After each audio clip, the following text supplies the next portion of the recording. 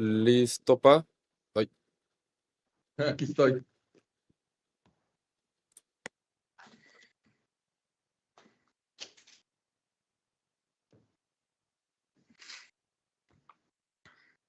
Ya entraron los que estaban, ¿verdad? Okay. Good morning to everyone. I'm Roberto Bonilla, CEO of Novarum Mexico, where I consult on strategy, innovation, change management, and natural designs applications in organizations. Thank you very much for being here and for your interest. We are excited to have a conversation with Said Dawlabani, who authored the book, the bold and brave book, Second Sapiens, The Rise of Planetary Mind and the Future of Humanity. Now I will read the Said Dawlabani bio in order to have an idea of his trajectory. Said Elias Dawlabani is an human evolution theorist and a leading authority on the application of stage development to large-scale change. He's a writer and a public speaker specializing in the Gaiametrian approach to psychological development and the evolution of societal systems. Named one of the world's boldest thought leaders in 2019. He is author of 3 books. The first, Memenomics, The Next Generation of Economic System, 2013, brought recognition of his stage development model as a specialty in the field of cultural economics. His work has been translated to over 20 languages. He has given keynote speeches on sustainable and regenerative economics in many parts of the world. His second book, A Light of Ishtar, 2021, is a personal memoir that chronicles his journey in life with his late wife and soulmate Elsa Malouf through myth and psycho-spirituality. Since 2018, he has turned his attention to the application of stage development to climate change and the economics of the Anthropocene, which are the subject of his third book, Second Sapiens, published in this year, 2025. Evolutionary thinkers who read the book consider its visionary roadmap that inspires hope and action. Others have called it a manifesto for the future. Dawlabani is the founder of the Memenomics Group, an advisory that is dedicated to speaking Gaian through to economic power by uncovering the values of regenerative futures driven by a mandate for the growth. He was a close associate of renowned geopolitical advisor, the late Dr. Don Edward Beck. Also, Beck was Dr. Graves' successor and one of the architects behind the South African transition from apartheid and the author of the Spiral Dynamics, the most authoritative theory in stage development and change. In 2005, he co-founded the Center for Human Emergence Middle East with Beck and Malouf, his late wife. The center is a think tank that frames sociopolitical and economic issues of this region through the primes of cultural stage development. That's all. And this is the brief version. Well, for our audience, your questions and comments are our priority. You can type them in the Teams chat. Feel free to write in Spanish, and I translate for Said if you rather do so. And also, you can raise your hand, and after we tell you, you can open your mic and speak with Said. I will moderate the flow, mixing your questions with some questions that I already have prepared for Said. Well, welcome, Said. We are finally here. I am Thank ready. you. Thank you, my friend Roberto. Thank you very much. Uh, well, I think this will be a great experience and will be an open eye experience for many of the present, as has happened to me while I am reading your book. Well, um, uh, uh, uh, um, okay. I will start with the first general question in order that the audience get familiar. What inspired you to write this book? And did you envision the final of the book from the very beginning? Well, hello everyone. Nice to see so many people interested in what I have to say. The short answer to your last question, Roberto, is that no, I didn't envision the final shape of the book the way it emerged. And the main reason for that is when I began to do research about the causes of climate change, nothing was a permanent state of like scientific discovery.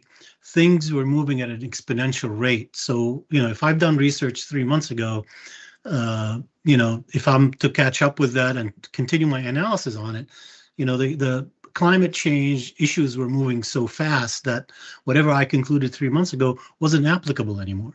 So I really had, so just because of that fact, that led me to dig deeper to find a more common basis for why things were moving so fast and we weren't able to gauge them, right? But back to your first question, you already said it in the introduction. I started working with Dr. Beck, back in 2003, 2004, when him and my late wife Elsa really wanted to bring the spiral dynamics framework to the peace process in the Middle East. And so, around that time, I've had a good career in real estate and home building and investment advisory and all that. But I felt like I needed a change in my life. And so that was the time that I began to work with them. I began to, engage in applying the theory at a large scale. Most people who engage with the theory, if we can show that holonic structure, I don't know if you have that slide handy, Roberto, but most people who are trained in spiral dynamics really use it to affect, personal growth, to engage in, a lot of therapists use it to just augment their own practices in personal growth and things of that nature. The other set of people who use it for organizational consulting, so those on the holonic model, that represents the two largest holons to which the structure can be used. So we want to use it for what Dr. Beck called large-scale change. There are 6 concentric circles within each other.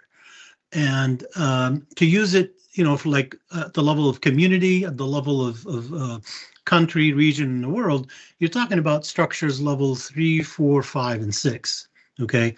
And what interested me is I wasn't going to switch from, a focus on, real estate work, which was a very lucrative field to be in, to do corporate consulting. I mean, to me, they're both activities within that orange stage of development, if you will.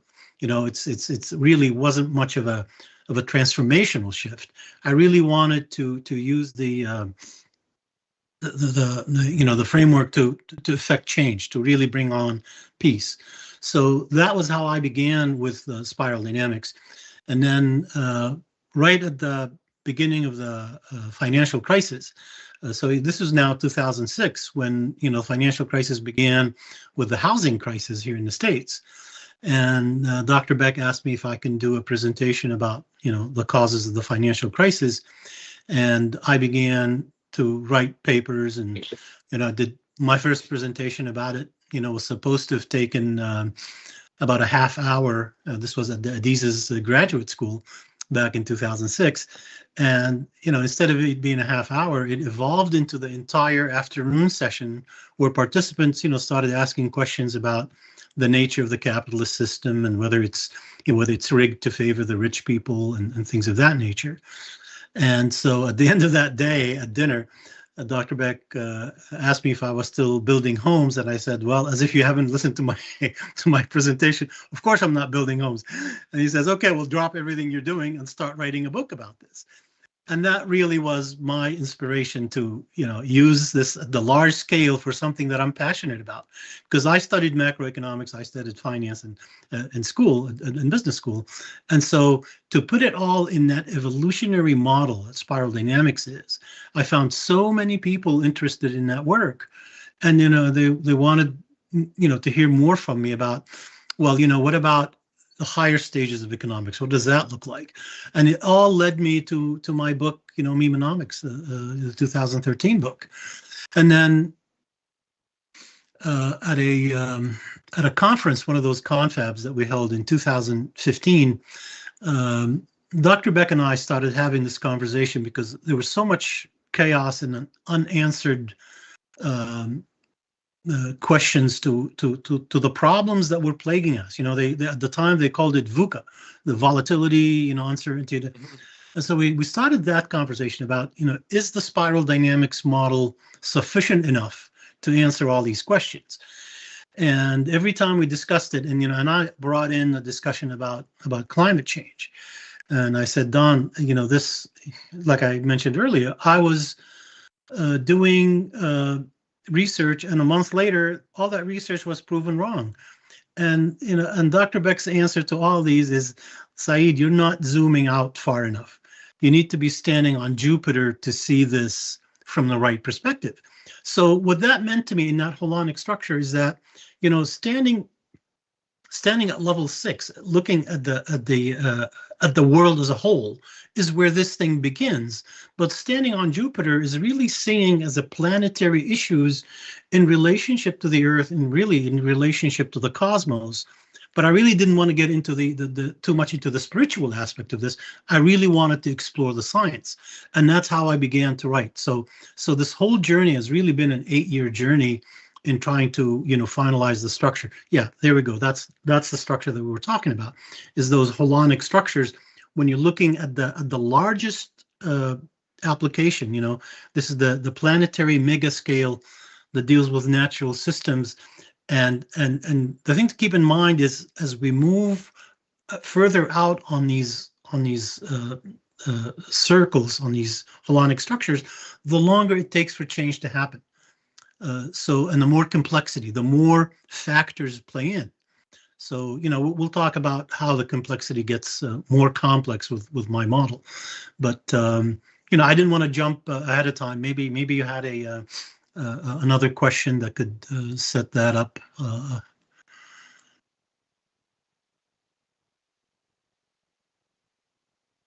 Pat, tienes el micrófono apagado. Thank you, Daniel. How does the Second Sapiens book relate to the previous book, Memenomics? Is this a sequel or are independent books? Well, I wish it were a sequel, Roberto. The problem with so in Memenomics, I basically set out the platform for functional capitalism. That's what the last third of the book discusses. And so the platform for functional capitalism is basically an economy designed from the second tier of values, from stages 7 and 8 of the model. But what I detailed in it is what we need to do to move the economy into a sustainability stage where it stays within the confines of what the capitalist system is supposed to be about, in a healthy expression where everybody benefits, what to do with the financial system, the whole idea of what to do with the digital age. And also, so I detailed all that.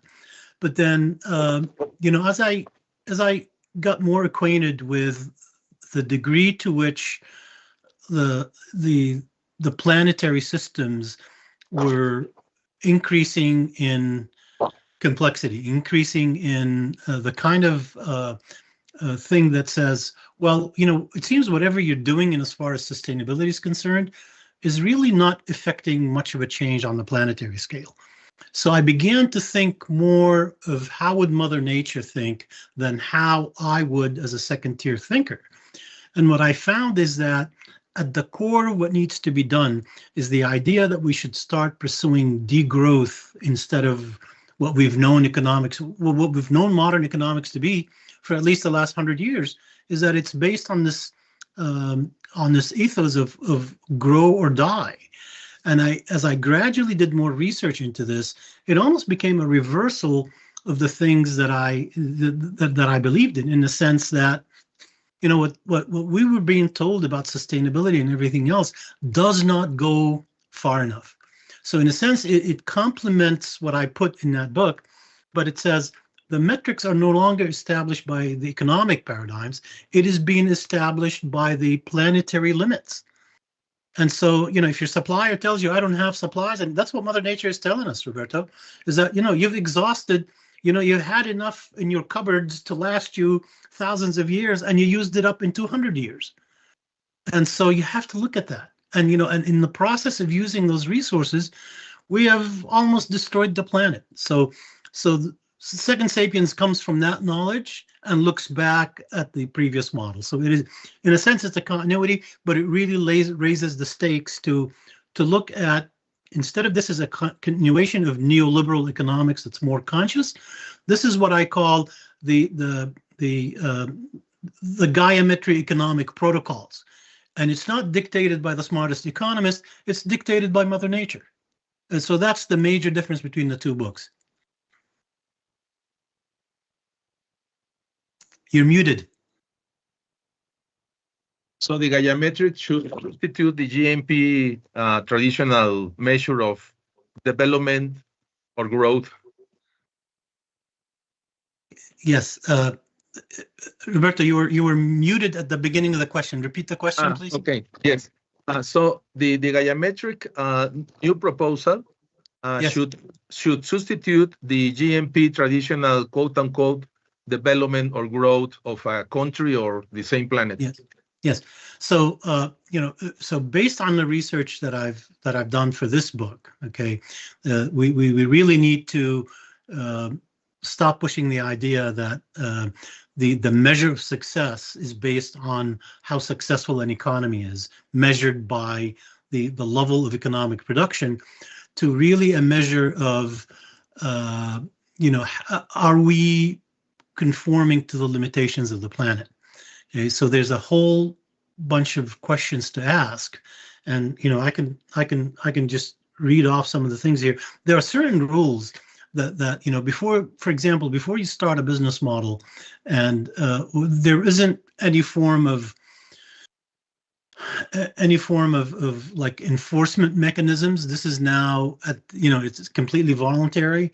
But as environmental disasters increase in size, I really see that there'd be no choice but for some kind of a global collaborative government form to really begin to move towards what I call Gaiametry economic protocols. And it's basically the idea that when you start a business, your primary question shouldn't be whether that business makes a profit or not.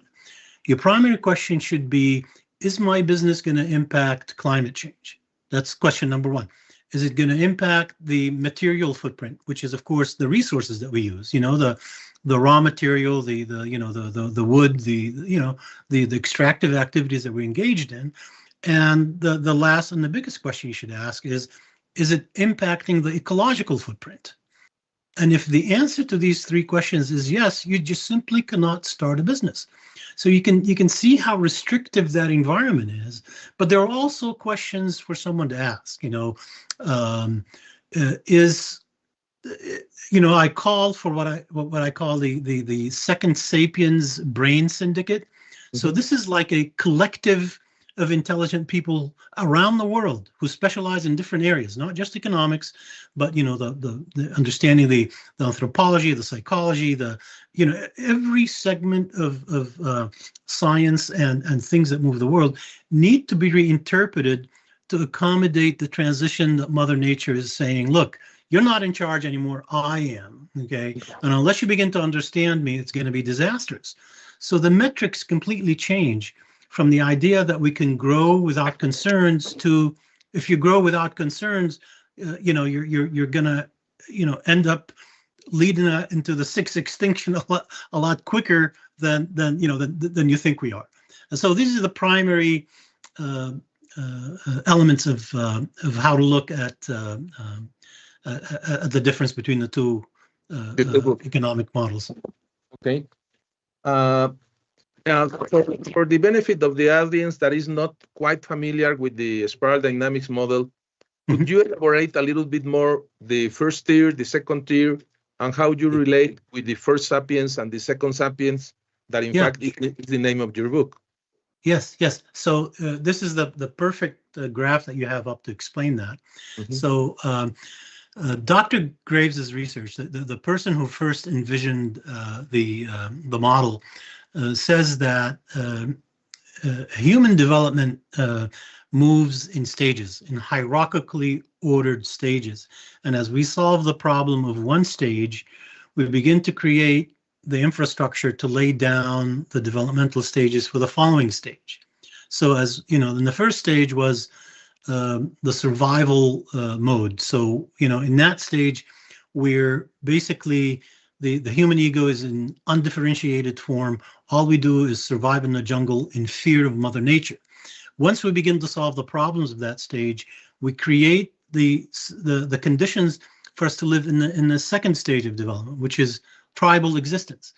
As we exist in tribal existence, this is where we seek, safety and harmony. This is where kinship values, where family values are. Okay, where we come together for safety reasons. Okay, so as that stage reaches maturity, okay, some strong men say, "Hey, I can't listen to the chief anymore. I need to go out and explore on my own." And that's when we begin to transition to the third stage. The third stage on this graph here is CP red, or Sapiens 1.3. Sapiens 1.3 is really the most dangerous stage of development in human history. In a sense, this is the human ego in raw form. This is where the bloody crusades, the age of empires, the age of right makes right. The primary motivation of that stage of development is to dominate, to act out of free will with absolutely no guilt. Okay, so by the time that stage reaches its maturity, the people who survive, who are not dead or bloodied, say there has to be a better way than this. And so they begin to think in terms of, long-term stability, rewards, in ways to temper the reactive, immediate gratification goals to something that's more in the long term. And historically, when we enter that stage, so the blue stage DQ, Sapiens 1.4, historically, we always entered that with religions. The religion basically says, sacrifice your immediate need to gratify now for rewards later. Those rewards might come in this lifetime. Those rewards might come in heaven.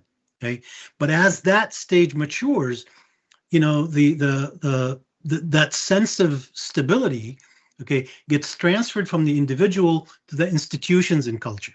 So that's when you really begin to lay down the foundation. So at the macro stage, the way Dr. Beckles and I use this model is stages, the blue stage, Sapiens 1.4, at the macro scale is the foundation of where democracy begins. So the transition between stages 3 and 4 has always been the toughest stage in human history to exist. Still, about 40% of the world is struggling to move from being under a dictatorship and the leadership of a strong man to begin to believe in the institutions of a culture. So that's the degree to which humans have really failed to realize their potential. But then as we live in that stage 4, stage 1.4 or level 4 of the blue system, we live in that sort of stability for a long time. As that reaches stages of maturity, okay, people, smart people look around and say, I can't live in this absolutistic way of seeing things. This is, stage 4 is where dogma begins. It's accompanied with a lot of guilt. And so the smarter people begin to think, I can think in multiplistic ways. I can't think of black and white. I can't think of right or wrong anymore. I can't think in terms of heaven or hell. There has to be gradations between these two things. There are a lot of gray areas, and that's when humanity moves from that absolutistic to that multiplistic stage of existence, the orange ER Sapiens 1.5. This is really what has defined the modern world so far. So that stage is what gave us science. It's what gave us the values of enlightenment. But it's also, so the primary motivation of that stage of development is to uncover the secrets of the universe through science, through research and development, through sort of multiplistic thinking, through acceptance, and also through being an achiever, based on your meritocracy and how much you can advance in life, and so at the core, so when we talk about climate change, as good as that stage of development has been, it is the primary cause for climate change, because so this is what's called in non-spiral dynamics terms, this is called the modern stage of human development, and it's modernity that got us to where we are. Okay, today a person just born into the modern world consumes anywhere from 100 to 200 times resources that Homo sapien consumed 200 or 300 years ago. So it's like it's at a stage where we're consuming, by just the fact of being born into the modern world, we're consuming so much more than before that it cannot be sustainable. Okay? But to stick to finish the discussion here. So after you achieve like individual success, you have your house, your car, your beautiful kids, you've reached the top of your career. And you come to a point in life where you ask, is this really all there is to life? Is success is all about it? Something at my core is missing. And then you begin to lay the foundation for stage 6, which is the green stage in spiral dynamics. This is where you place the relationship between each other, the humanitarian aspects of our existence, are more important than personal success. This is where, to put this in economics terms, this is where return on consciousness and community is far more important than return on investment. So you begin to believe that we are all equal, that we all are, the same people everywhere, and so that's like the top stage in the first tier. So this is what I call, so stages 1.1 through 1.6 is what I'm calling the first sapiens, what Dr. Beck calls first tier. Okay, so we reach the apex of that system, and we think this is the best it's going to get. That human relations is the best that we can have, and we stop growing.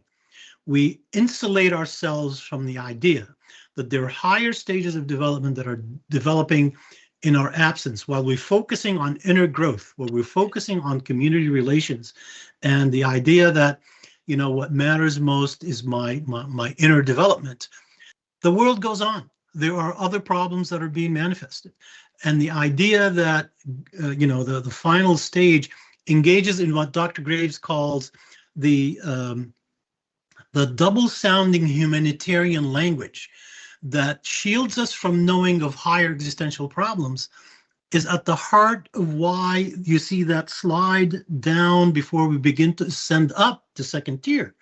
So he says, that problem begins only when, if you're sitting in he used the metaphor, when you're sitting in a meditative state in stage 6 and everybody else below you is following, thinking that you will only become aware of the problems when the ceiling falls in on your head. So the metaphor that he uses for the ceiling falling in on your head is the problems that are arising from stage 7. You know, you have ignored the problem so long that the ceiling is beginning to collapse on your head. So only then the people in that stage begin to realize that there has to be a better way. And that's when you open up yourself to full brain capacities. This is really when the subtitle of the book is the global mind. Yellow is the global mind. Sapiens 2.1 is the global mind. Okay? And that's when you really open yourself up to far more complexity. You know, Dr. Graves says the movement from one stage to another on the lower scale is incremental, but the degree of psychological freedom you see on the other side is extremely more exponential than we have ever experienced. So what we're talking about is really looking at what we've been through for the first 6 stages of development as deficient stages, as you know, the motivation does not consider everybody else in the system. It only considers itself. And so the only way out of that is through stage 7 that says, you know, I respect your expressions, you know, on the lower stages, but there are far greater problems here that we have to address. And so, you know, I will take the best practices that have emerged since we walked the face of the earth. I would take the best practices from that and begin to plot them on a, you know, the 2.1, the yellow brain syndicate, to form this great capacity that awakens our consciousness to say, hey, the planet is collapsing. What do we do from here? You know, and then, you know, once that's stabilized, then turquoise begin to do its work and saying, okay, now it's time to stabilize the planet long term. And that's really basically. Yes. Thank you. Thank you. These 2 stages start the second sapiens that the planet needs at this moment. Right. Yes. Okay. So Roberto, the only difference between how Dr. Beck and Ken Wilber, for that matter, the way they envision the model is, you know, I mean, they envision this when climate change wasn't even on the map. Okay. So Dr. Beck, you know, from what he understood from the little research that Dr. Graves uncovered about stage 8, is that it is a utopian place somewhere 200 to 300 years down the line. But in the short 30 years that the theory has been created, the problems of existence, you know, the planetary problems, you can't avoid them anymore. So the whole thing has been expedited. You know, turquoise is not 300 years in the future. Turquoise is now, because the problems of turquoise have appeared, needing to have the turquoise intelligence to solve them. This is really what this graph shows here, is that, you know, the problems are that big, but our intelligence is, you know, somewhere between orange and green. That is a huge gap that we need to transcend in order for us to start addressing these problems. So what I've done is I basically said intelligence can no longer be nested in human intelligence alone. We're not abandoning human intelligence, we're transcending it. We're in a sense going back to the way, you know, we were before the Industrial Revolution, you know, before the Enlightenment set in, but with the benefit of knowing what the Enlightenment did and using its best practices to enhance what second tier is. But the whole model now needs to nest second tier in Gaian intelligence. Gaian intelligence works differently than human intelligence in the sense that it's not seeking, you know, it's not hierarchical anymore. All Mother Nature wants to do is seek balance, homeostasis. And in the process, that's how homeostasis, that's how we reach balance. So it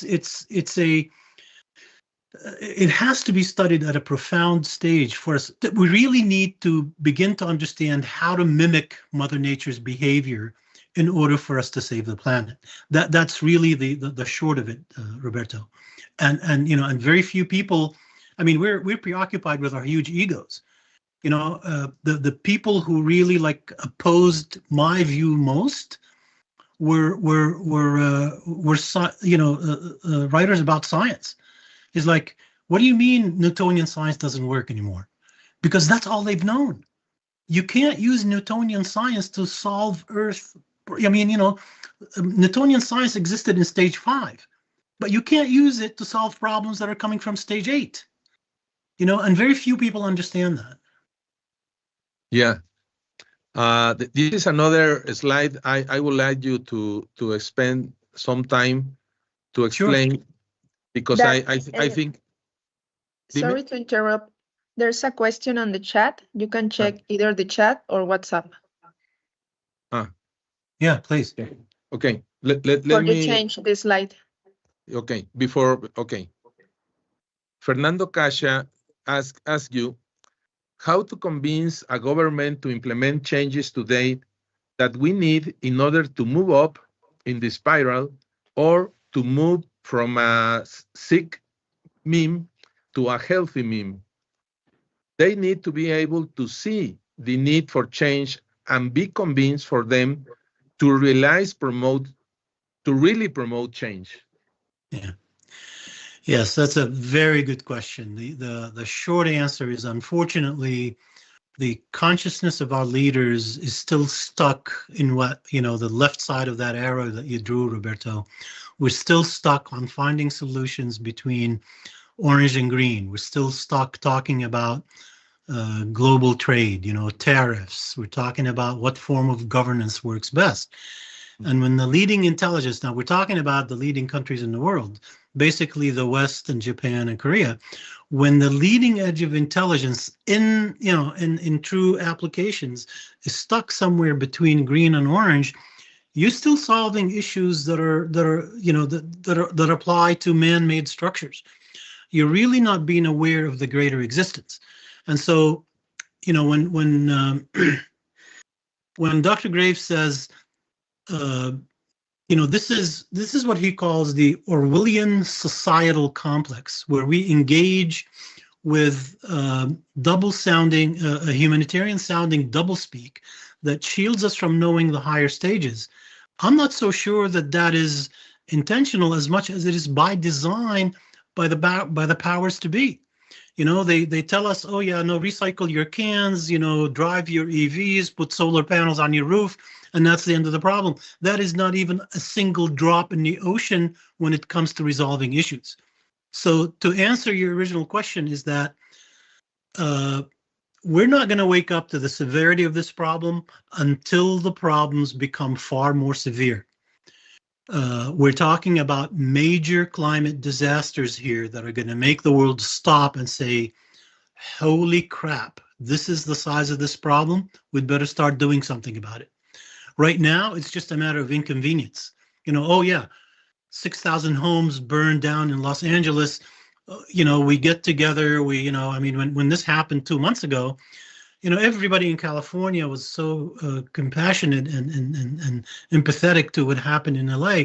Here in San Diego, we started loading, you know, trucks of food and supply and everything else to help people up in Los Angeles. That was a drop of what could possibly happen if we don't address climate change properly, and we don't seem to be doing it. Okay, so imagine that kind of a scale being taken not just to Los Angeles, but to the entire state of California, to the entire United States. It's going to break every possible human-made institution till our leaders wake up and say there has to be a better way.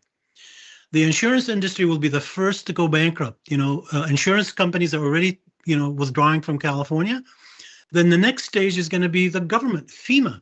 The Federal Emergency Management is going to go out of business. It's just simply not funded enough to address these issues. So yeah, so the whole idea is that, yeah, the consciousness is not there. You know, Dr. Beck was asked the question a few years before he passed. He said, he was asked if, when he started doing this work, if there was something that surprised him after 40, 50 years of using it. And he said, yes, unfortunately, due to our subsistent motivations, due to us really thinking that first tier, so those first 6 stages of development is all that we need, that has caused us to think that falsely that this is life. He says, the only thing that has proven to me as I use the framework is that we don't move to higher stages of development till after a major disaster happens. So the idea that, you know, I use this in economics, the 2008 financial crisis was an ideal time for a government to put its foot down and say, those banks are not going to be bailed out. Here's how it's going to be. And then the government begins to play a more important role that will help us move to higher stages. Unfortunately, human consciousness is not happening voluntarily. It's happening out of our necessity to survive, out of our need to seek better values, due to the fact that the current structures are in collapse. Unfortunately, that still rings so true. And and who am I to challenge Dr. Beck's findings? Because I experienced it myself. We don't move to higher stages until the current system is facing collapse. Let me ask you a couple of questions derived from your answer, your previous answer.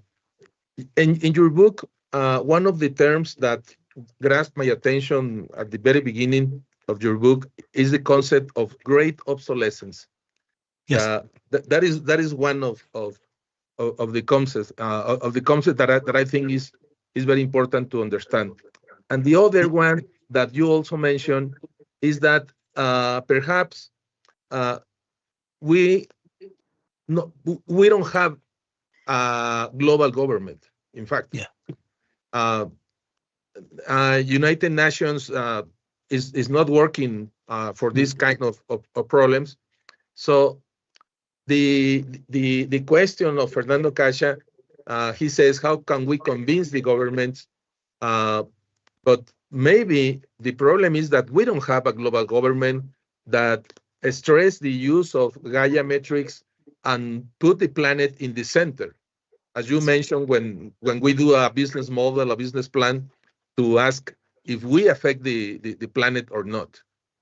So it is related to the great obsolescence and the collapse. Absolutely, absolutely, Roberto. It is a direct result of this post-World War II framework that we put in place, due to the fact that we sought a utopian. But when we created the United Nations, post-World War II, we also created a lot of global institutions that we thought were going to help us prevent the idea that we crush each other through wars and to the victor belong the spoils kind of deal. We created a system that we were supposed to live in peace, and in the great obsolescence, I call it peace through commerce. But it is peace through commerce that got us to where we are, in the sense that we decided to make peace among ourselves, but we turned our collective guns towards Mother Nature. The idea that we're using so much resources on a planet with finite resources is exactly what a war against Mother Nature is. And so let me just, with that, let me just expand on the great obsolescence. The idea of great obsolescence came to me due to the three major factors that are coming together. The first is that very thing we just talked about.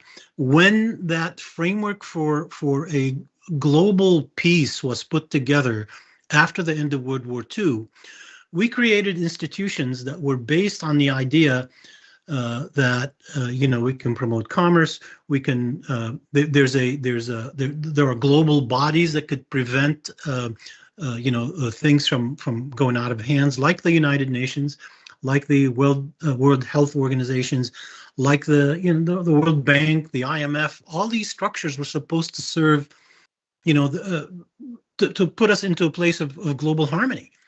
But when they were created, talk about the idea of life cycles. Everything has a life cycle. If it is going to mimic Mother Nature, if it's going to be, a non-dictatorship kind of evolutionary process, everything has a life cycle, whether it's an ideology that lasts 2 or 3 decades, or a larger paradigm like the one we had at the end of World War II. Well, when that model was built, it was very simple. It was utopian in nature, but the world population was at about 30% where it is now. The size of the global economy was 15 times smaller than what it is now.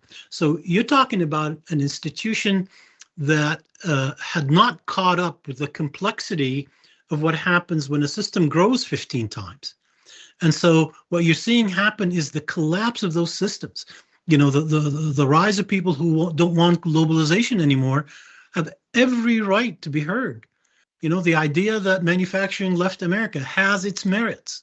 It can't be reversed, but it's something that that went with the idea that, well, other parts in the world can do manufacturing, and that's just a part of, we can evolve into something else, and that's how we coexist around the world.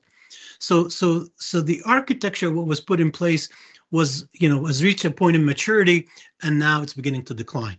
So that's like the general idea of what's happening. The other thing that people still believe or underestimating is the effects of the digital age. Roberto, with the dawn of the internet. Okay, so we're talking now about the mid 1990s. Okay, the first internet navigation model that was created by green utopian scientists. People who are realized in stage 6, the green sapiens 1.6.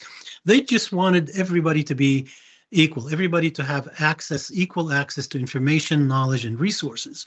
And so they created this thing called the Apache navigation platform that became the most ubiquitous form of internet navigation. If you had a phone line in the 1990s, you can, through the Apache protocols, you can navigate anywhere you want in the world. So in a sense, what has happened is the values of the green system that says everybody is equal were suddenly available to everybody in the world. It's a great manifestation, but when it exists in digital form, what happens is you begin to ignore the fact that people, like the people in the red system, that all they want is to crush you and kill you, and then you overlook that. That doesn't change who they are. That's what they want to do. People out of that system rise and they begin to engage in what's called misinformation. They alter the truth. They begin to lay platforms that whatever prevented them from rising on the hierarchy is wrong, and that their values are beginning to manifest. And so this is just an idea of what happened in '95, and then a decade later, technology, internet technology became smart. We invented the smartphone, we invented the Google search engine, and so the degree to which those values kept manifesting kept moving that digital age closer and closer.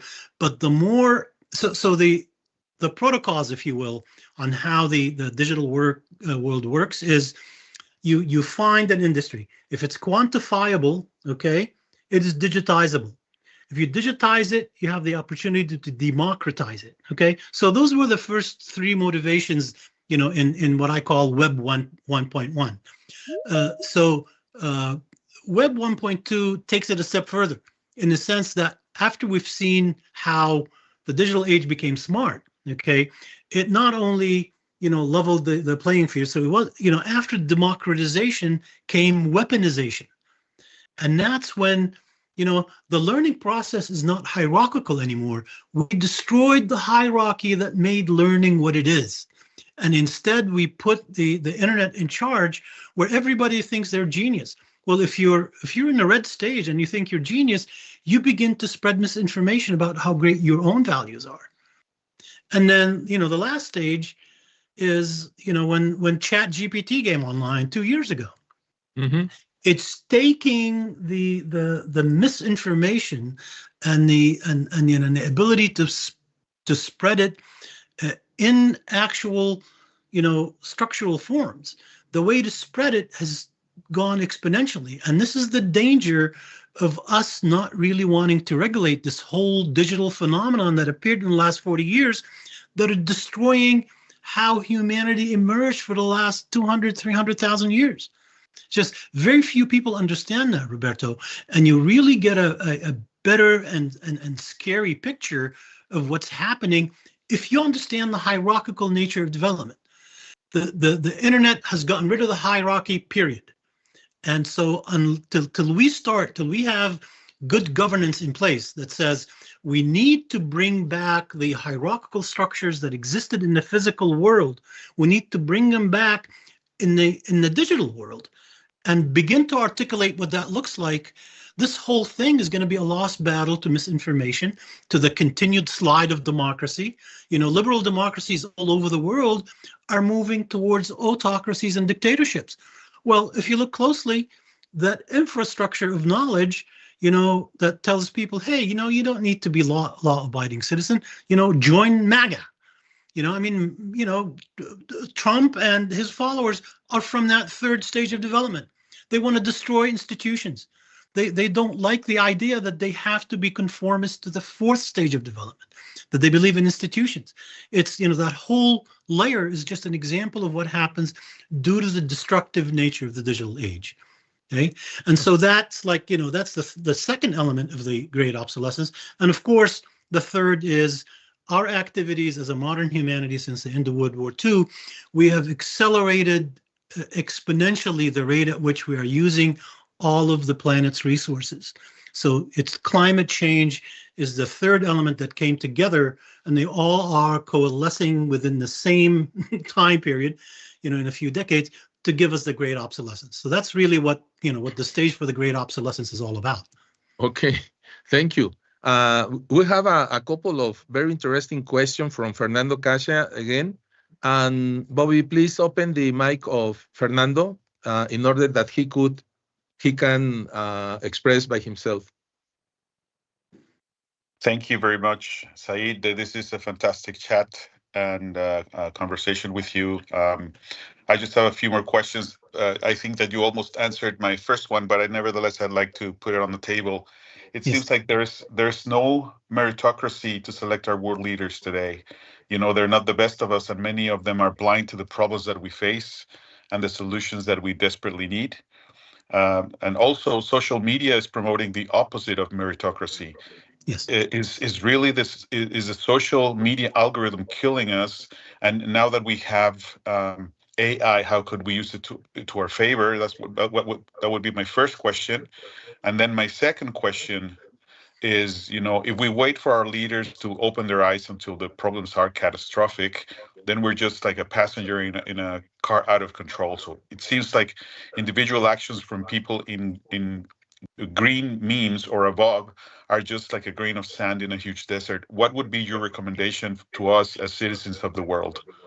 Yeah, great questions, Fernando.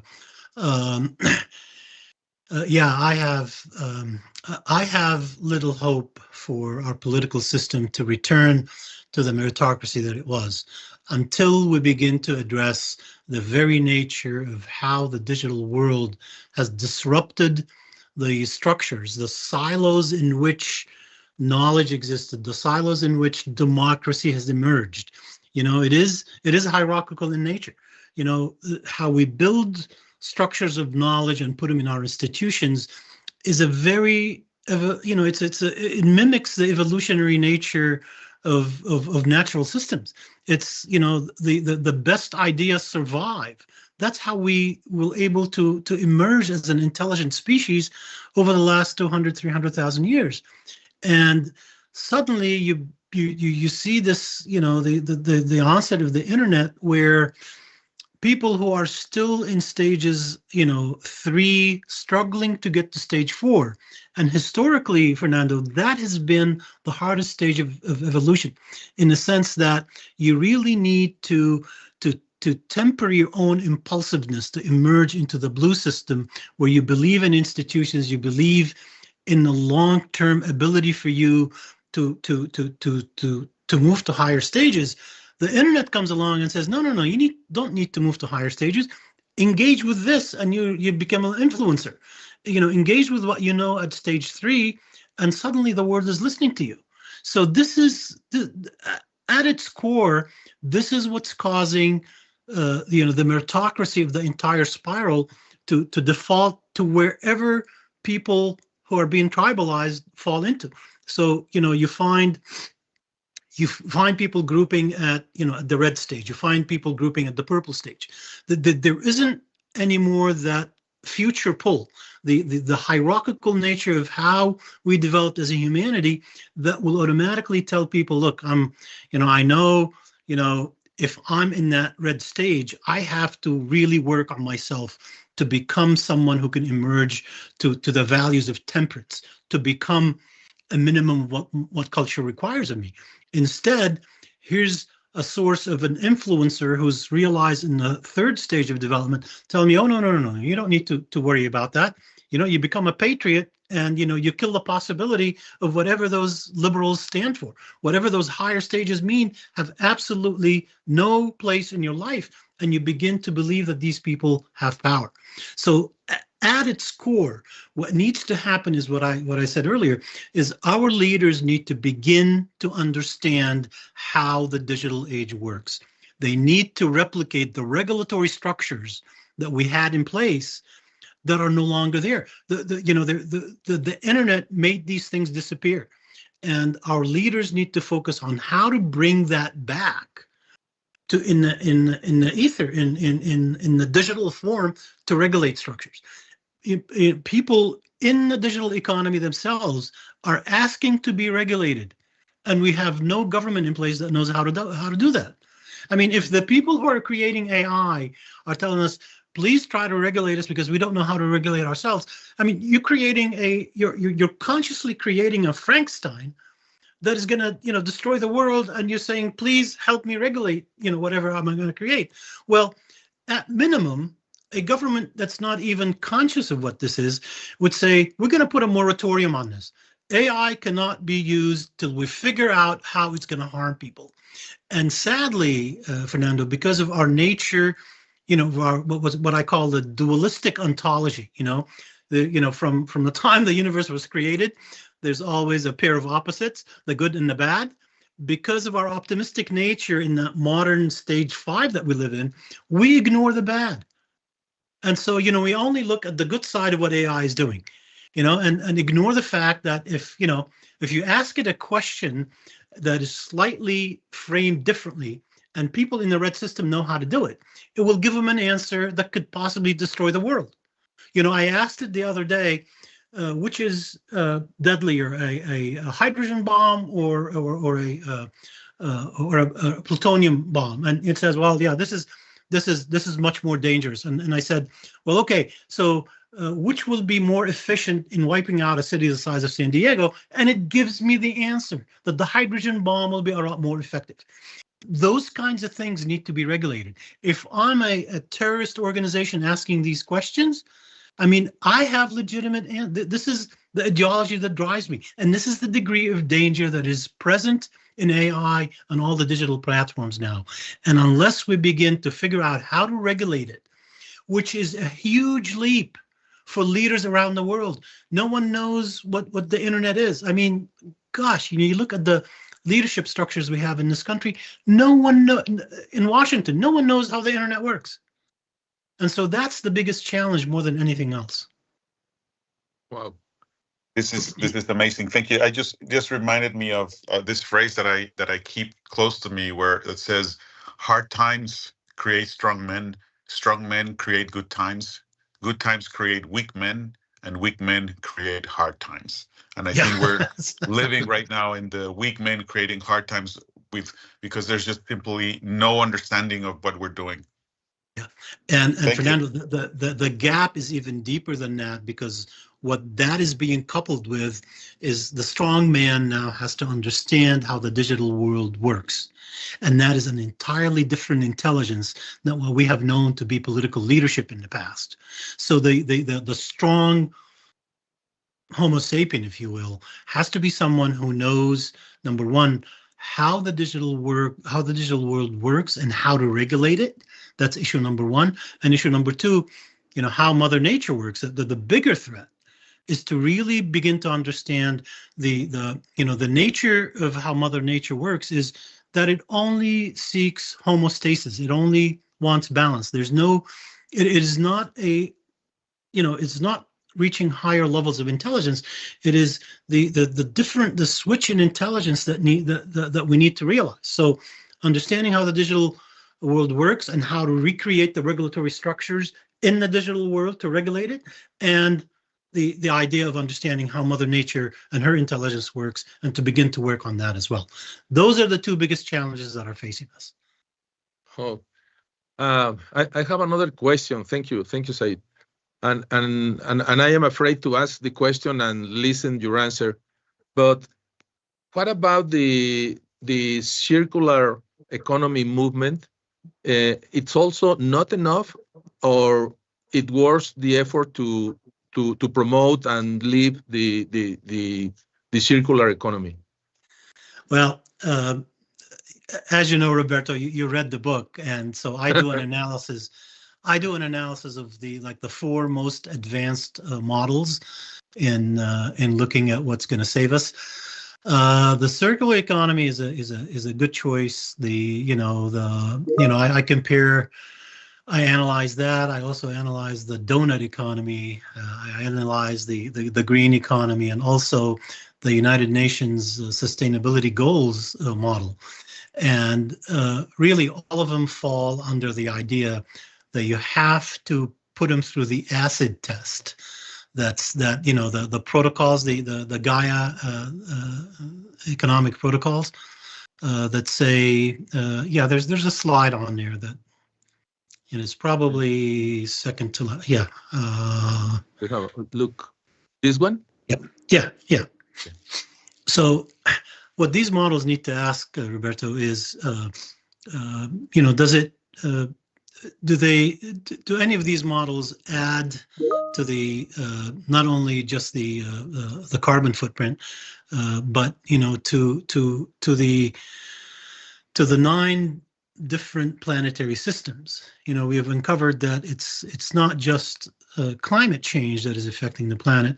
There are 8 other systems. The disappearance of biodiversity, the use up of resources, the degree to which we are, adding to the salinity of the ocean, the degree to which we're making fresh water disappear. All these factors have to be brought into this. So let me just answer your question about the circular economy. It has great ideas in it, but the biggest obstacle, according to the people who are in the know about this, the biggest obstacle with the circular economy is that it requires major retooling. Retooling of the current systems to make things move into to basically repurpose things. So the investment of that has its own impact on the environment, on the material footprint, on the amount of money that's going to go into it. There are a lot of other factors that go into that. The idea that the circular economy is I forget the 3 R's that drive it: reuse, recycle, and reduce. Reduce. The idea of recycling, this might come as a shock to people in the audience. Only about a quarter of the things we are told are recyclable are in reality recyclable, and the technology is very expensive. That very few people are doing it. So, you have to look, do we look at how expensive this process is, or do we look at it as an essential thing to do to save the planet regardless of cost? These are decisions that are not to be made by industry, but by our political leaders, and the political leadership is not there. I use the example with the circular economy, Roberto. Look, here in San Diego, we're told to recycle. And so we separate our trash, and then, I was talking to one of the contractors I know, and he says, "Oh, you haven't been to the dump where they put all this trash?" I go, "No." He goes, "Everything goes in the same pile. We don't recycle." They just tell you to do that to feel good about yourself. And so that's the nature of what we're being told works and what in reality happens. And then I go into the green economy jobs. Great, it's green economy is going to provide green-based jobs. But are these solar panels that we're creating, these EVs, the material that goes into the batteries in those EVs? I'll give the example of Tesla. Currently the frame of a Tesla car is all aluminum. And to make it into that, the energy that goes into creating that pure aluminum frame as one unit requires 7 times the energy to put it together than the average manufacturing process.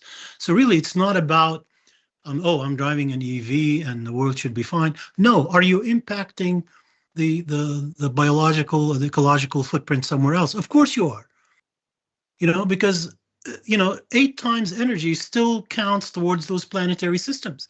You're just doing it somewhere else. The extractive activity to get the minerals that go into the battery is only moving the location of where you're impacting the environment.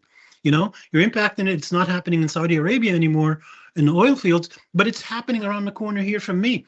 100 miles east from here is where the biggest in the Salton Sea, if you're familiar with the geography of San Diego, that's where they plan on extracting a lot of the minerals for batteries. I mean, that area lies below sea level.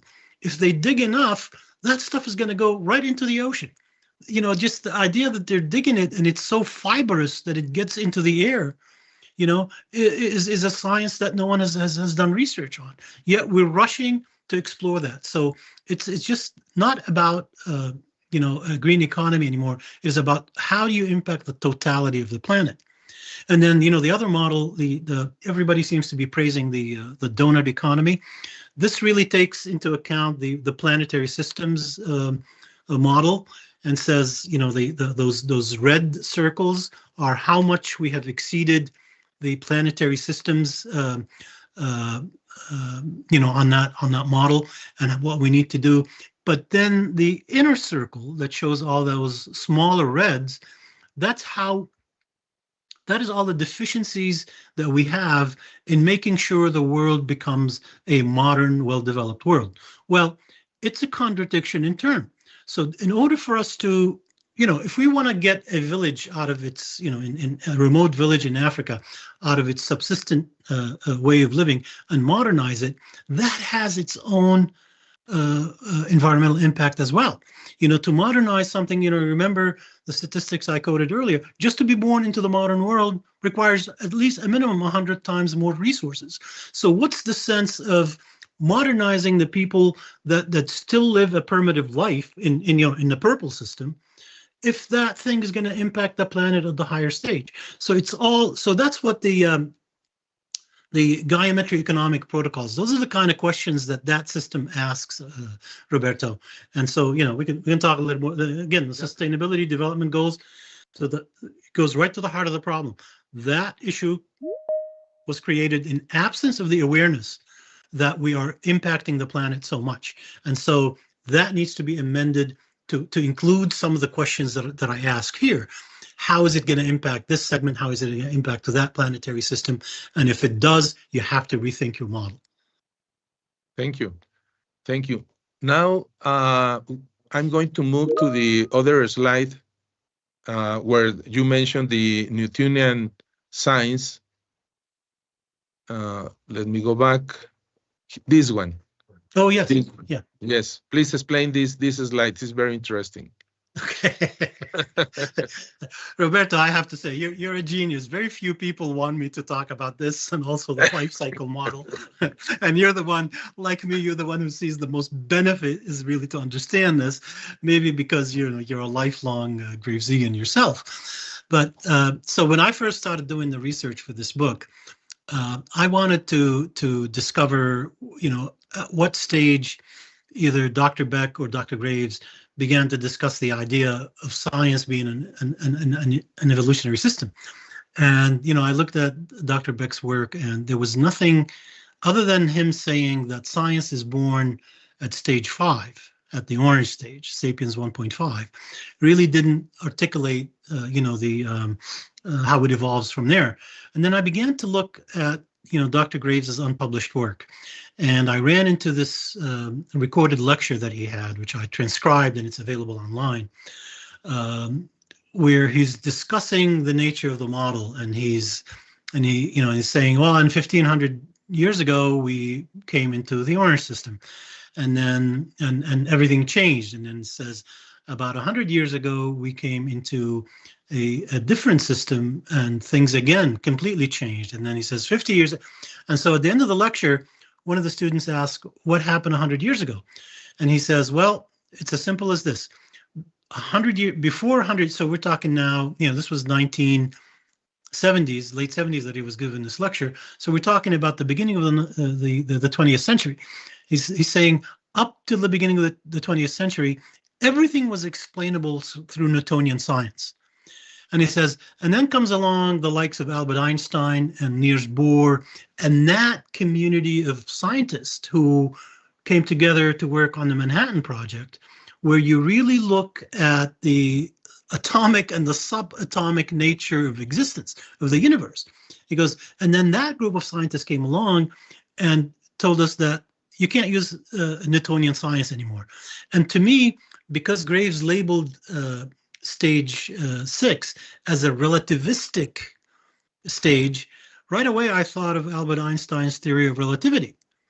And the idea that, you look at some of that and says, yeah, well, time and space is just a construct of the mind, and it all depends on where you're standing and where you are in time, and whether, so it became a huge challenge to the Newtonian scientist who thinks in terms of 1 + 1 = 2, end of conversation. Anything outside that is laughable. So I looked at that and then began to see if Graves has written anything else. And so I began, and then he says, 50 years ago, so this is around the time when we went up to the moon, okay? The idea that compare it to what Don told me, seeing things from Jupiter.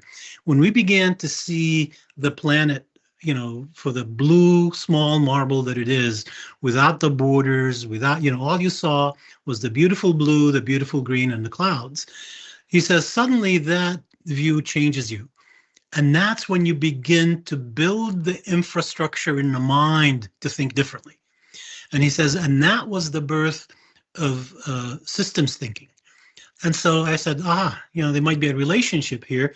Let me research, this trajectory. And lo and behold, as I research complex systems, Graves' name appears in the complex systems science. And so I followed that.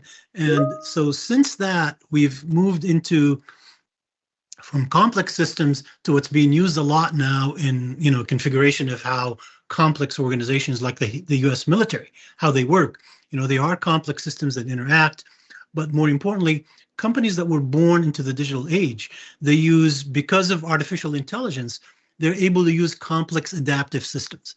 And so complex adaptive systems is like the newest iteration of scientific complexity. But still, all these systems, anything before the last system, Roberto, are still being applied to human-made structures in a sense that they lacked two important factors that the last column has, and that is the ability of each component of the system to give us feedback loops. For every action, there's an opposite and equal reaction. In our, in our dualistic ontology, we just want to listen to the positive action. We want to ignore the reaction. And ignoring the reaction so much is at the heart of what created the climate issues. And so when you begin to account for feedback loops, that's at the heart of what I talk about in when you want to start a business model. You assess the negative feedback, you assess the pairs of opposites before you start a business. That is accounting for the feedback loop. And the other is the nature of how the complex adaptive sciences of life work, in a sense that it is a complex system at every holonic structure, from the small organism all the way up to the biggest macro system to the biggest mega system. You really have to begin to believe that there's an intelligence that is far higher than our own, and we have failed to adapt it. And the only way to adapt it is, number one, begin to study it, begin to mimic how Mother Nature works, and number two, really be in awe of it. Have some humility to say, Mother Nature has been around creating intelligent living structures for 3.5 billion years. And here we are as a species, 200 to 300,000 years old, thinking that our intelligence is superior to it. We're not. We're placing ourselves at the apex of the evolutionary ladder, and in the process, we made Mother Nature as resource. I mean, that's all it is. Forgetting the idea that Mother Nature has been working on evolving its living systems for 3.5 billion years. So that's the difference between these two columns here. Okay. Yeah, I mean, two columns. I'm referring to the first three being applied for human-built structures, and the last one is what we need to evolve to. Okay. Okay. Ofia send us a long contribution. Ofia, please, Bobby, open the mic of Ofia to share her thoughts. Come on, Ofia. Hi, can you hear me? Yeah, sure. Okay, great. Hello. Hi, hi, Said. So my question, I'll just read what I wrote, so I'm already kind of rambling in it, so I'll try and hopefully it will keep me focused. As far as what we U.S. citizens can do, I'm now, just in the last 2 years, located in a red turning purple, like political, not spiral dynamics colors, area, and I'm grateful to finally be seeing a shift. It's been clear to me and others that the Democrats and the liberal left have drastically failed. I'm glad to see people like Bernie and AOC gaining attention and already red seats flipping in recent elections. What are your thoughts on that, and how best to advocate/educate on a smaller community scale and one-on-one conversations? I feel like this is a critical and unique opportunity those like me have, and I feel like I've been learning a lot and somewhat effective in these opportunities already. But I'd love to hear your advice to make sure I'm integrating as much as I can to be the most effective, especially since the solution or movement can't just be a return to establishment democratic leadership, but something new, and helping people imagine what that could look like. It seems to me that most of the resistance at this point, now that there's more obvious, unavoidable evidence of climate change, et cetera, like my road just got flooded out this weekend, is a combination of, seems like the resistance now is mostly a combination of ego/shame, but also just simply the fear that there's no solution. And if they can just be shown that there are already many intelligent, hardworking people who have been working on the solutions for a long time, and so they really just need to get out of their way. I think the more they realize that, the more realistic it feels for them to be hopeful and therefore willing to jump on board. And so, do you agree with this? And do you have more insight to share on it? Yeah, thank you for that wonderful question. You're just like your mom. You're just as insightful as Roberto. If you don't know, she's Laura Freyhorn's daughter. Ah, okay. Laura was a direct student of Graves, so she has a direct connection to the. Let me tell you an statistics. Ofia was the first one who registered in this webinar. Yeah. Immediately. Yes, I was very excited. I haven't been to a spiral dynamics seminar in over a decade, since Mom used to take me with her as a kid. Oh, terrific. Right. So I'm gonna try to answer as much of your question as I can. But what my fear is when I'm using, those large scale systems change that have been really at the heart of my work, like the large wave economics change, the memenomic cycles that I use in my work. What became clear to me is the idea that back in the 1980s, when we first ushered in, Reaganomics and the whole idea of, deregulating industry and allowing the corporations to donate money, the Citizens United movement to really allow the private sector to corrupt how we do politics. That has really reached now a climax, a sort of a point where either the system collapses, or if it's rescued somehow by the Democrats, that it's only going to have a short life before the establishment politicians, primarily now being defined by MAGA, before they figure out, that slight strategy that the Democrats have developed just to continue corrupting the system. So I wrote several pieces about, how, for example, the Biden presidency was just a disruption in the master plan of what the Republicans have planned. And it is the idea that there is higher power that is in control of our political system.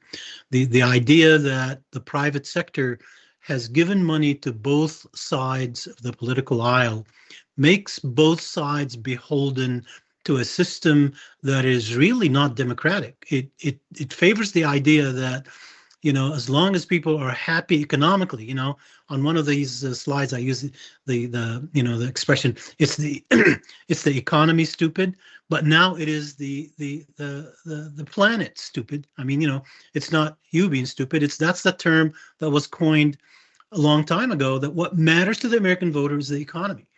And so both parties have bought into this idea that as long as the economy moves along, I'll be reelected. And that whole model has to change. That whole idea that the youth is rebelling against the existing system, it really needs to be taken at its root. It really needs to be, so you asked what you can do in a form of advocacy. I would advocate for not only someone who is looking to bring back liberal values. The liberals have really exhausted the platform they work with. After we passed the civil rights movement and everything else, we've been riding on the coattails of what happened then.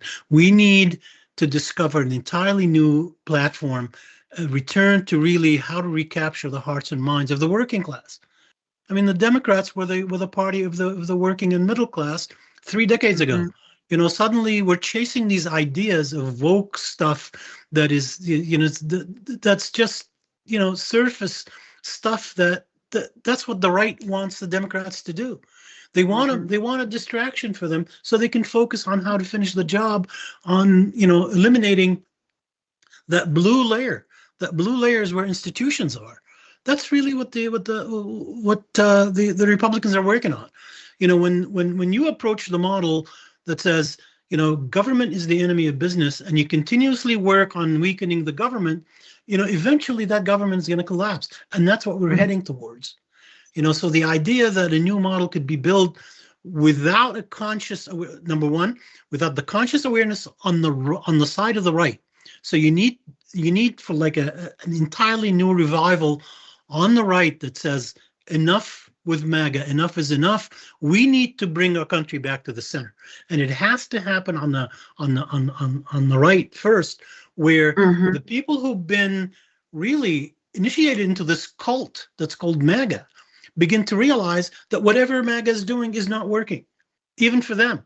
If till it hurts them, they're not going to see what's wrong with Trump and that movement.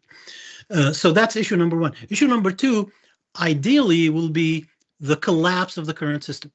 And so, people hear the word collapse and all of a sudden, oh my God, this is the end of the world. It's not. We're talking about a collapse of an ideology that has driven what I call the only money matters cycle in my first book.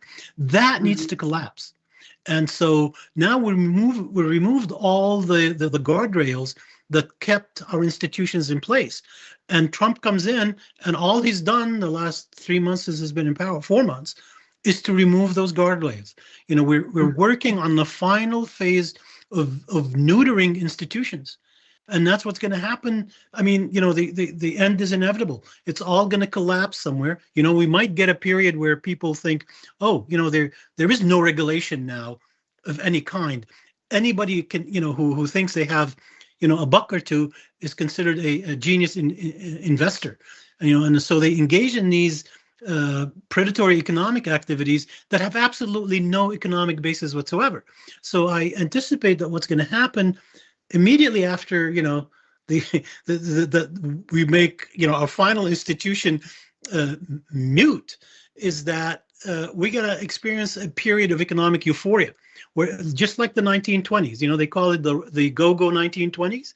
Well, they called it for a reason, because there were no rules and everybody thought they were an investment genius, till it all collapsed into the Great Depression. And so, when that happens, this time around is when people are going to wake up.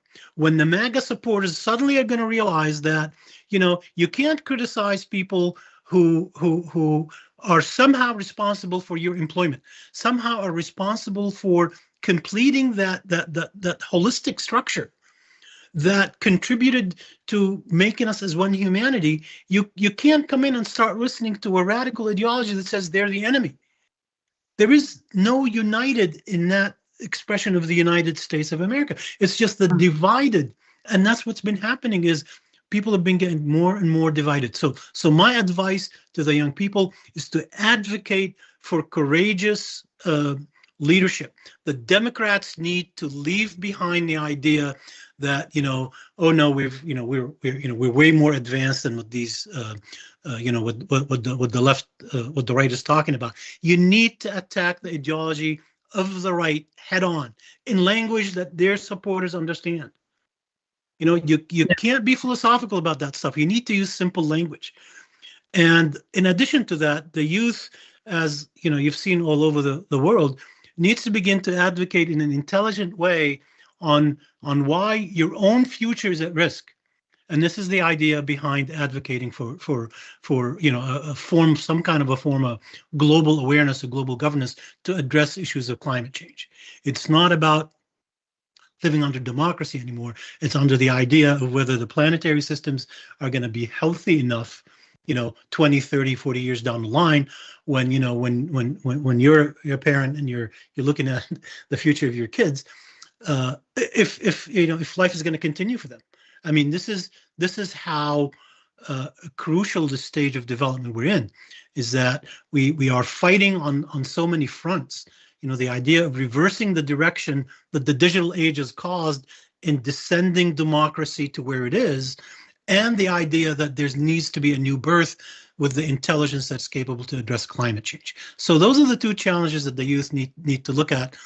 And God bless kids your age. I mean, I have two daughters, 33 and 31, and the minute my book came out, it said, "Dad, you're the only person I know, you're the only baby boomer who gives a damn about the planet." Mm-hmm. Yeah. And to me, that was a shock. I'm like, what do you mean? There aren't people. He's like, no, everybody we meet is like, they're concerned about their portfolios and living their golden years in their retirement. No one sees what we see. And I think you fall into that category. So that's the form of advocacy that needs to change. It is not feeling the idea that the world is coming to an end. It is transforming the idea that we are facing existential problems that need to translate into advocacy. In that last appearance that I had with Dr. Beck in 2019, when we were talking about, what the future of the, financial system is going to be, I told him about what I was writing on, and I said, for the youth of the world, you need to stop going to school. You build arguments to tell your parents, your teachers, whoever in your community that, why aren't you people in charge concerned about our future? Why do I want to go to school when the possibility that, the section where my school and my home is going to burn down in the next fire that's going to happen? Climate change is happening randomly and with increasing intensity. We don't know when the next disaster is going to hit. And so, it needs to take on that form of advocacy that I hate to place all that responsibility on the next generation, but that's the kind of awakening that needs to happen. It can't be that you turn on your internet and you look at your feed and you say, oh yeah, everything's fine. No, just like MAGA follows that cultish thinking, we need to find the leadership that says, if we keep the same governing structures in place, 10, 20, 30 years from now, we're really not going to have a planet or a country that is capable of continuing a form of life that we have gotten used to. And that's really what's at the core of advocacy for the younger generation. Thank you, Said. Yes, thank you. Thank you. Let me read you another one from Juan Carlos Murillo. a student of mine many years ago. He says, I understand that in order to transition to Second Sapiens humanity needs, to Second Sapiens, humanity needs to become aware of the damage we are causing to our environment. And based on that awareness, we must generate the necessary changes to initiate a series of actions that help mitigate this harm. However, politically, it seems that acting in accordance with this awareness is not very popular, as it appears to imply hindering progress and people levels of well-being. Therefore, these ideas are not well received among politicians. Taking such actions often means political failure. What can be done in this scenario? Okay, so it seems like we're really circling around that issue of the what Graves called the momentous leap, and the difference between what we call the modern stages of living to what we need to transition into. So that gap, that if people recall that graph, Roberto, where we're talking about the dark night before the new dawn, that is becoming more and more of a reality, simply because the whole idea of that, what we have taken to mean the good, the beautiful, and the just for the last 500 years, the idea that that doesn't work anymore scares a lot of people. Well, it has stopped working. All you have to do is look at how quickly issues of climate change are advancing, regardless of what our leadership is telling us to do. So there isn't the courageous leadership that we need in place. And you're absolutely right in your question, is that, if they do something, they're going to be looked at as, hey, you can't be telling me we have to approach the future with degrowth policies. The idea that we have to lessen our ecological impact on the planet, because it is part of every business plan. Even if your business plan is a sustainable one, the idea that we are alive, we are consuming 100 times more than the normal consumption. So my short answer is that we have to begin to experience some form of collapse that begins. So imagine, and this is now a clear projection with scientists in the know, that the Midwest is all going to become desert within the next 50 years. Imagine the breadbasket of America becoming nothing but desert. Okay? What are political leaders going to do about that? Where are we going to get our food from? If we continue to think that, Mexico is, according to MAGA, you're not part of us anymore. You're the enemy. We need to make Canada our 51st state. If it's like it's the collision of colossal ideas coming together with ignoring the reality that the world needs to move closer to cooperative global structures, and we're not building those. So my short answer again is, because I really struggled with this throughout the 8 years as I was writing this book, is I can't just give the message that the current structures are going to need to collapse in order for new consciousness to rise, but the system has been in place for hundreds of years, and this is what people don't have the courage to change. So when the change does not come from within the current system, it will be forced upon us from an exterior system.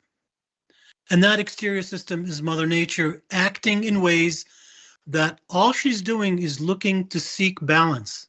And if that means the entire Midwest of America needs to become desert for her to be able to, to adjust to the resources that we've used, and to the idea that we are here to live permanently with the idea that the planet's temperature is going to rise by 1.5 degrees, maybe that'll wake some people up.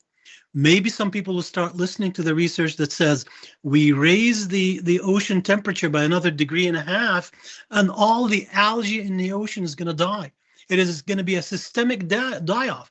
Now, the importance of that is 2/3 of our carbon dioxide gets absorbed by that algae.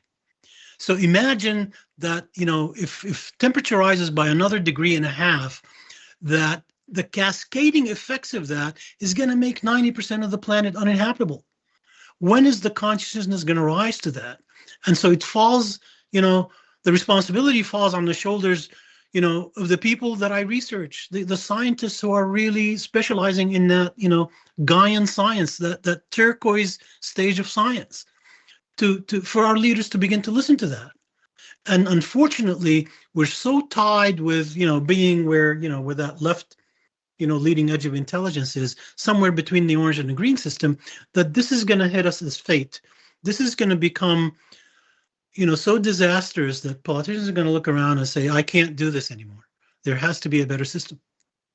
And that will only come to events, the events that we ignore in our, as Jung would say, things that we ignore in our conscious awareness will come to us as fate. Climate change and its impact is going to come to us as fate. Till we wake up and start looking at how we created that fate, we cannot build new structures that are going to save us. And really, I wish I had a better answer to that. But, if you recall what Dr. Beck's observation is, human consciousness does not happen voluntarily. It's due to the collapse of a system that a new system rises. So the current system really needs to collapse in a sense that, we have to change this paradigm of how we see, our economy and consumption and everything else. That needs to die for the new intelligence to rise. Okay. Well, hard truths. Also, Dr. Beck says that in a crisis, we have to look for the hard truth. Yeah. Yes, absolutely. No matter where the chips fall, he used to say. Yeah, not only a hard truth, Roberto. Yeah. It's the absolute naked truth. Naked meaning truth. That it's not. Yeah, it's not closed by by the latest fashions or or excuses or whatever. Another question after Nicholas Hendricks. Thank you, Said, for a great conversation. Back in 1998, Gary Hamel expresses, your greatest risk is not inefficiency. Your greatest risk is irrelevancy. How would you put this idea in the context of today's conversation? Repeat the last part, your greatest... Yeah, the greatest risk is not inefficiency. Your greatest risk is irrelevancy. Yeah. So, I mean, what does irrelevancy do or translate to on the hierarchical nature of the spiral? Irrelevancy means that whatever structure that you're using has been outdated, and that the challenges of existence have moved forward to where a stage to where they can only be resolved by an entirely new system. And at the heart of this is real. I mean, you look at how climate change is manifesting in the problem segment of the turquoise system, and and so it's making our intelligence now irrelevant. But we don't see it. We don't see it due to the fact that problems of the magnitude of climate change are so far ahead, or belong in such an advanced system that is beyond our conscious awareness now, that we don't see as our thinking being irrelevant anymore. So really, that's at the core of it. I think that's to explain that on a spiral, this is the perfect explanation for it. Irrelevance is when our thinking becomes outmoded with the challenges that we're facing in our reality that we're not aware of. Okay. I have another question for you related to the physical trade worldwide is falling, and in some countries is falling very fast, as for example in Argentina, in Spain. Yesterday, I read an article that says that the economy of Spain keeps moving thanks to the migrants. Thanks to the migrants. It was published in El País, the newspaper. It's a long article that described and in detail how they reach that conclusion. Without migrants, that is quite opposite of the European Union is moving to take away the migrants. But at this day, with the one baby per woman in Spain, if they don't have the migrants, Spain could collapse. Yeah, yeah. And maybe you already know that one of the reasons that we have a lower rate or a lower bid rate is because the couples, the women don't want to bring babies to this world. Yeah. Even if we are before the darkness or the big collapse. Yeah. Yeah. So I suppose, every woman could become impregnated by Elon Musk. Wow. Yes, has 13 kids of his own, but he also sees, the to compensate. Yeah, what you described, Roberto, is a phenomenon that's common to all advanced cultures in the world. There was a group of Japanese scholars visiting here in San Diego last week, where someone asked me to do a presentation about my work. That were in the audience. And, in asking them questions about what's going on in Japan, they have the same concerns, maybe even, to double the urgency that people in Spain have, in the sense that the structures that they created out of the baby boom, the post-World War II, the structures that created with, the massive compensation packets and the golden parachute retirement and all that is becoming increasingly obsolete. The idea that a modern culture, due to its orange values that sees, instead of having too many kids, I'd just rather have a few who are going to be highly educated and productive members of society, instead of how purple views having kids, have 10 or 12 because they're going to become, hands on the farm that you use. And so this phenomenon of the orange system has really killed the idea that culture, each modern culture can replace, you need 2.6 kids to basically replace, to keep population growth, at constant. And so that's a phenomenon that's happening in every Western society.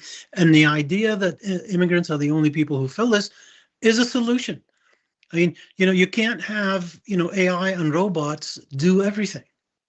I mean, here in the States, when I was a home builder, when I first started in it in Arizona, in '93, the first project I built, it was, the Mexican labor that was here on what's called E-Verify visas represented about, 20% of the different contractors I hired. The last project I did was in 2006. Every subspecialty was in the hands of Mexican immigrants. The white people don't, and who's the general contractor or the architect or the engineer? The white people, so it's like, well, we've moved up to being that professional class, but then how do we fill, the people who, we make the plans for, the people who are really working on the ground? It has to be the one who really is ambitious to do the work. And in the States, that ambition comes from the immigrant culture. It was immigrants that built this country, and now there's this, wave of division and hatred that says, oh no, we can't do that anymore. These are invaders. Invaders in what sense? This is what MAGA doesn't realize. The minute they stop issuing visas to laborers, and because we're in the southern part of the country here, most of our labor comes from Mexico. The minute they stop issuing these visas, there'll be collapse of entire industries. We're looking at if ICE or the Border Patrol here stops every Mexican who crosses every day, the entire agriculture industry is going to go dead. The building industry in Texas will be impacted to the extent that it cannot function if they stop the immigration movement. So that's happening, and it's again, it's due to that disruption and how how values of protectionism in the red system, be able to rise to the top and really given it more of a voice through the digital age than it really deserves. Also, I bring this image because I remember also impact me a lot when I read it in your book. Yes. You do an analysis of what happened after Second World War, and I want to be honest with you. I have no clue. I have no sensitivity that after the Second World War started these graphs to move up in an exponential way. Yeah. So those two graphs that you see on the top there, Roberto, those were done by a group of scientists in 2014 in a journal called the Anthropocene Chronicles, I think, and it basically shows how the level of our consumption up to the end of World War II, and then after we put this infrastructure that says, we're now becoming a global community with a global economy. You can look at how, these graphs began to take on an exponential rate of growth.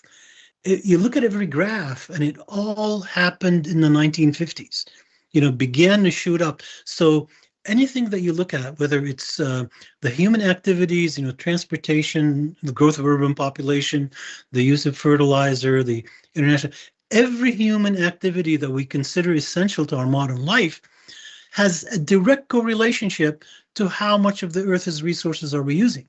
Look at real GDP. Can you imagine that? Look at how much it grew.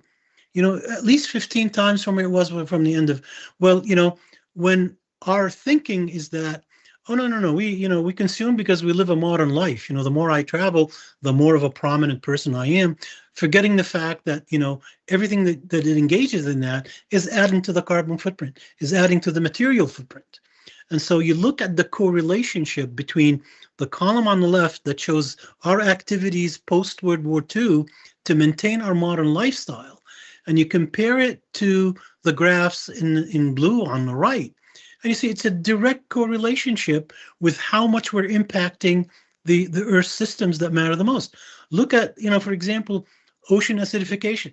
That's what's going to make us, go up that extra 1.5 degrees. That's going to kill all the algae. That's going to, in the process, wipe out 90% of life on the planet. We are completely unaware of these things. Everything has a direct correlation to our lifestyle. So this is when the world took notice of the issues that we're facing. This is really what put climate change on the map. And it's not only about the carbon footprint anymore, it's really about the entire ecological footprint. To the degree we are consuming so much of Earth's resources that are limited. One of the questions I asked, I put a slide for our Japanese scholars that were here visiting. I got a statistic from the IPCC, the Intergovernmental Panel on Climate Change. And the question asks, how many Japans would Japan require to continue living its modern life? And the answer was in perpetuity. So, for Japan to continue living the current lifestyle that they have forever, they would require 7.8 Japans to continue their life. And these guys were like shocked. I go, I don't mean this to demean you. You look at other statistics, this is just one of 100 different statistics. On the other ones that are impacting the planet, either the US or China are at the leading edge of the destruction that we're causing the planet. And it's like, till people understand that at a profound level, that there is no such thing as a planet B, to continue, if we, Roberto, if we freeze the degree to which we are consuming at the current levels, in 50 years, we're going to need 1.7 planets. Oof. If it keeps growing the way it's growing, we're going to need anywhere from 2.5 to 3 planets to just be able to replenish the resources that we're using. We've decoupled from what Mother Nature can do, and that's why she's so upset. That's why she wants to evict us from from her home, you know. So anyway, so yeah, to look at this graphic here, you know, one of the publishers that was considering publishing my book, you know, read it and says, ah, man, maybe we can have a repeat of what happened during COVID-19. Not in the cost of, you know, of the number of people that were lost or the GDP, but in a way that it decreased the carbon footprint. And so, you know, that compelled me to look at research. So I went to that site, IPCC, and looked up the, you know, the impact on the carbon footprint. And then, you know, if you compare those two graphs there, the darker gray graph shows the amount of growth in our carbon footprint traced annually, okay? And so I looked at where COVID-19, the global shutdown, you know, that's that 18 months period when the entire global economy came to a crawl, okay? And I looked at the statistics there and I said, wow, yeah, you know, we experienced a drop in the carbon footprint, but look at the drop. It only dropped 10% from, you know, being about 37 to about 34 megatons, you know, whatever the measure is, per, you know, per million. And so the idea that we look at that and you know, in our dualistic ontology, we'll say, hey, yeah, you know, that drop. But in reality, what represents the Gaian sciences, the, you know, the stage 8 science, is that blue line. Look at how it kept increasing exponentially.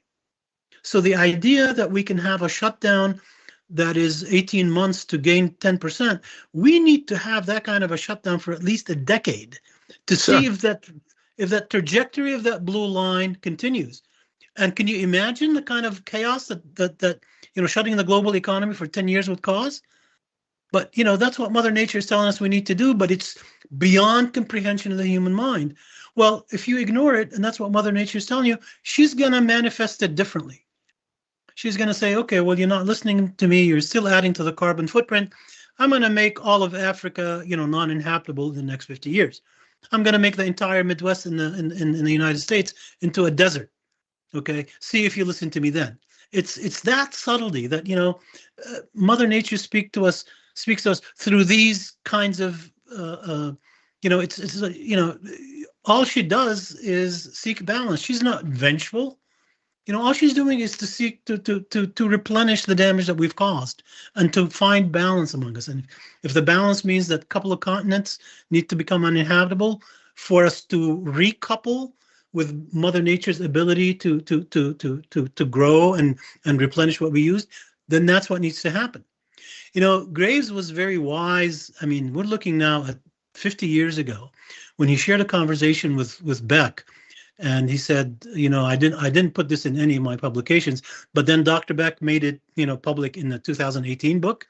He said, before we ascend into stage 7, before we ascend into yellow, Second Sapiens, that at the time he thought that at least 1/3 of the population of the world won't make it up that, you know, the ladder.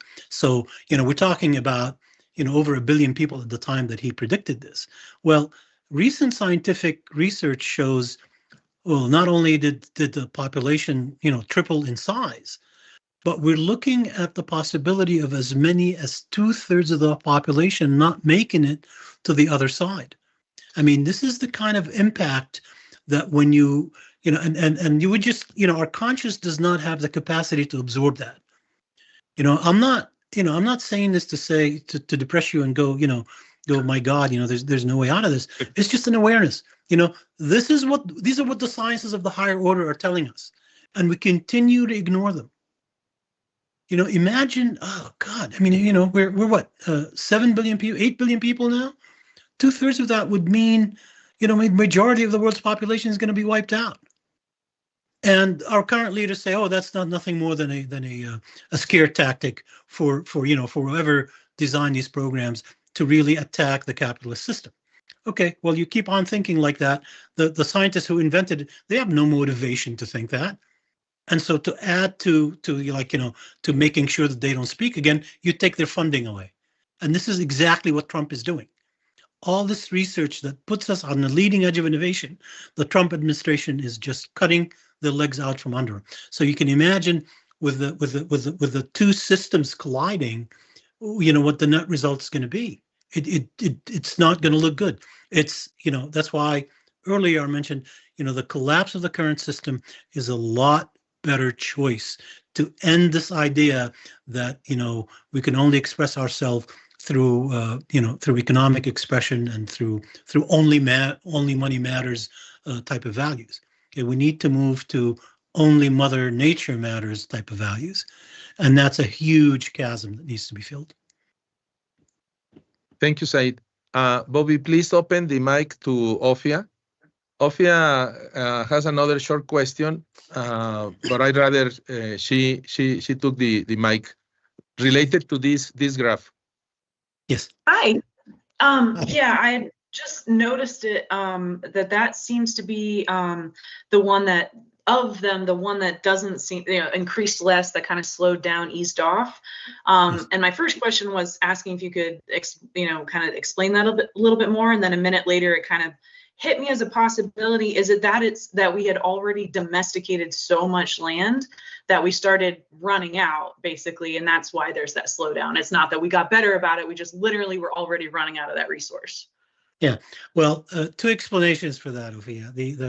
That increased slope going up, it began to level off with the idea that we created fertilizers and chemicals that will improve the productivity of the land short term. That's how Orange thinks. If I can produce 10 bushels of corn instead of 1 by using chemicals, I will do it.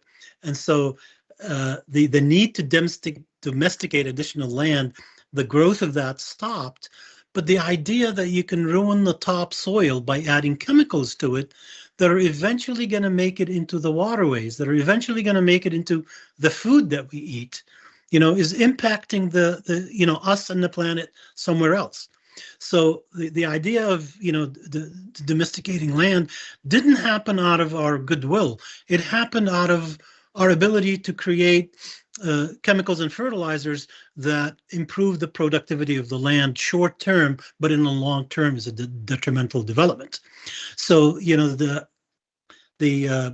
really the domesticated land has a lot to do with the idea that when we adopted the Western diet, we also adopted the idea that we should eat a lot more meat. And so, there's less emphasis on plants and what we need to generate out of those. And then now you can fit, 5,000 heads of cattle on 5 acres. And that is just the grossest form of commercial farming I've ever seen, where you put these poor animals together in that, and so just to create the shift to something that's more profitable in the form of a protein, animal-based protein diet, to what we've lived on traditionally as Homo sapiens, primarily, a plant diet supplemented by some protein, meat-based protein diet. The shift, in those two ideas is what's responsible for that. Okay, so it's more that less about domesticating less and more about exponentially worse effects on smaller space. Yes, that's okay. Yeah, exactly it. That's exactly it. Okay, Said, but we run out of time. I have a message for your children. Please tell them that you are impacting more baby boomers, and Yes. and I will take that challenge in Mexico, in order that they feel more proud of their dad. I promise that. So I appreciate that, Roberto. Please close the webinar and with a final message. Yeah, gosh, I'm at a space in my life, Roberto, where I'm not looking to preserve any old paradigms. I'm just really looking at the most existential issues that we face, and I'm trying to articulate them in ways that become more of a motivation for people act out of a sense of urgency, but also to act out of a sense of compassion and pragmatism that will help us transition before really things begin to collapse. So my message is, many people have told me that, your book has a somewhat of a negative message. And what they tend to overlook the idea that I spend about 5 chapters really trying to explain the mitigations that we need to do to save our planet. I'd rather have people look at the positive aspects of things, about what I have to say, use it as an advocacy instead of, oh gosh, we're doomed with this, with that. We need to take on serious structural issues, and our government and our leaders are not doing it. So we need to really reframe the way we think. We need to think deeper, in the sense that if change is not happening fast enough, why do we stay complacent and say, it's the leader's fault, it's not mine? We need to take on that mantle to change the world. We need to instead of going to demonstrations on Saturdays that support this or that or climate change, we really need to take it to the next stage. Say, this is my future, this is the future of my kids, and the current leadership in place doesn't do it. We need a structural change in the way we elect our people who represent us, in the way we view our place in the totality of what Mother Nature represents. We need to bring ourselves back to that, and that is really, I want to say, that's the inspiration that I want to give people, not necessarily the challenge, but to be inspired by bringing us back to what life used to be like, 300, 400 years ago, with the benefits of what we created before, in a sustainable way. And that really becomes a new platform for the new generation to come from. And I think once it's vetted more, once we begin to listen to those higher order sciences and, be able to convince our leaders that this thing is really happening, then we begin to lay the new platform for new leadership. And that's what I hope to leave with all the listeners. You're muted, Roberto. Yes, many of the audiences is saying thanks to you. Great conversation. Thanks for sharing. Thanks for this opening eyes webinar. Said, wonderful. as I mentioned before, and I tell to everyone, this video is already. My son is already putting the link of YouTube. Oh, wonderful! Yes, I will send you in order to share. Yes, please. To enroll more baby boomers. Sounds like a plan, my friend. Okay. Thank you all. Thank you all so much for listening. And we'll... Okay, let's keep in touch. Let's keep in touch. Yes. Thank you for Indeed. everyone. Bye bye. Thank you, everyone. All right. Good night. Bye.